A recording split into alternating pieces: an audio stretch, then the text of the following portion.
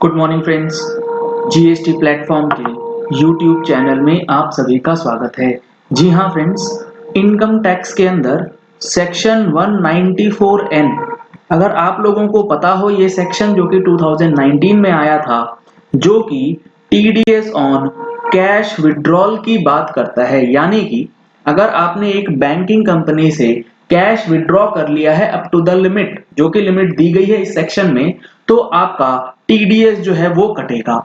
अब इसके अंदर जो टीडीएस कटेगा, इसको लेकर के केरल हाई कोर्ट से एक बहुत बड़ी रिलीफ जो है वो निकल के आ रही है टैक्स पेयर्स के लिए। अगर आप लोगों को नहीं पता है ये क्या है सेक्शन 194N, तो मैं आप लोगों को बता दूं। सेक्शन 194N बेसिकली बात करता है 2% कैश विड्रॉल के ऊपर टीडीएस जो है वो कटेगा अगर आपका विड्रॉल 2 करोड़ रुपए से ऊपर चला गया है। अगर आपने हमारी मंथली टैक्स मैगजीन पढ़ी होगी, उसमें डिटेल्स में बताया गया था अक्टूबर 2020 के अंदर कि किस तरीके से 94N जो है वर्क करेगा। इसी तरीके से हर महीने जो भी चेंजेस आते हैं उसको हम लोग अपनी मंथली टैक्स मैगजीन में इंक्लूड करते हैं। तो अगर आपने अभी तक मंथली टैक्स मैगजीन का सब्सक्रिप्शन नहीं लिया है तो नंबर्स स्क्रीन पे दिए गए हैं, इन नंबर्स पे कॉल करके व्हाट्सएप करके आप सब्सक्रिप्शन की डिटेल्स ले सकते हैं। अगले महीने की मैगजीन में ये वाला जजमेंट भी इंक्लूड हमारी टीम जो है वो करने जा रही है।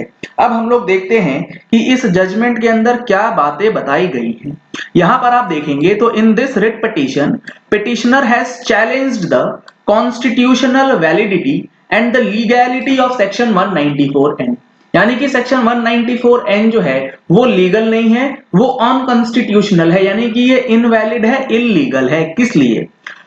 ये चीज को समझने से पहले जो मैंने आपको बताया कि सेक्शन 194 किस चीज की बात करता है, 194 mandates the deduction of TDS at the rate of 2% on cash withdrawal from a banking company exceeding rupees 1 crore. मैंने पिछली बार बोल दिया 2 करोड़, वो 2 करोड़ नहीं होगा, वो 1 करोड़ रुपए जो है वो लिमिट रखी गई है, जिसमें फर्दर अमेंड किया गया, सब्स्टिट्यूट किया गया था फाइनेंस एक्ट 2020 के द्वारा। लेकिन सेक्शन 194N जो है अभी भी काम कर रहा है।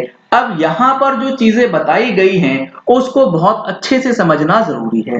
जो पिटीशन डाला गया है उसमें क्या चीजें बताई गई, ये बताया गया है कि petitioner submits that the section 194N is beyond the legislative competence of the parliament and entry number 82 of list 1 of schedule 7 of the constitution allows the parliament to enact law for imposition, collection and levy of tax on income. यानी कि parliament जो है वो tax का imposition कर सकती है, tax levy कर सकती है इनकम के ऊपर।